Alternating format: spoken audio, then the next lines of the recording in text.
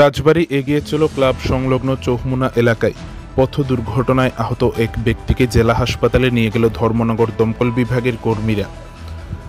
গতকাল রাতে অর্থাৎ 24শে জুলাই বুধবার রাত আনুমানিক 9টা 30 মিনিট নাগাদ উত্তর ত্রিপুরা জেলার জেলা সদর ধর্মনগর শহরের রাজবাড়ী এগিয়ে চলো ক্লাব সংলগ্ন চৌমুনা এলাকায় এক ব্যক্তি গুরুতরভাবে আহত হয়।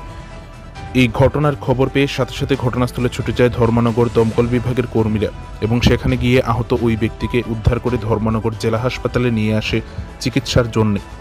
স্থানীয় সূত্রে জানা যায়, মানসিক ভারসাম্যহীন এক ব্যক্তি ওই ব্যক্তিকে মাথায় আঘাত করে, যার ফলে ওই ব্যক্তি মাটিতে পড়ে যায় এবং ওনার মাথা ফেটে যায় এবং মাথা থেকে রক্ত বেরোতে থাকে। তবে আহত ব্যক্তির পরিচয় কিছুই জানা যায়নি।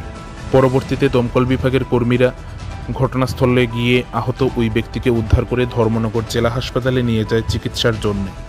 এগিয়ে ক্লাবের চৌমুনা যেন এখান থেকে একটা কল আছে, আমরা মানে এখানে একজন লোক আহত অবস্থা পড়িয়ে রয়েছে। আমরা গেছি গিয়া তাই গাড়িতে উঠেছি, হসপিটাল নিয়েছি। প্রচণ্ড বিল্ডিং হইতেছে, মাথা ফাটছে সম্ভবত, মাথা পাবলিকে বান্ধিয়ে দিয়েছে গামছা দিয়ে। এর নামও জানা নাই, সেন্সলেস, মানে কথা বলতে পারে না। কে মারছে এমন কোনো খবর এমনি আমরা কিছু শুনছি না, কিন্তু দুজন পাবলিকে কইছে একটা পাগলে মারত পারে, শুনছি। বর্তমানে ওই ব্যক্তির অবস্থা কেমন? অবস্থা তো তাই তো কথা কইতে পারে না, তো সেন্স নাই। ঠিক। আর ব্লিডিং কেমন হয়েছে? প্রচণ্ড ব্লিডিং হইতেছে।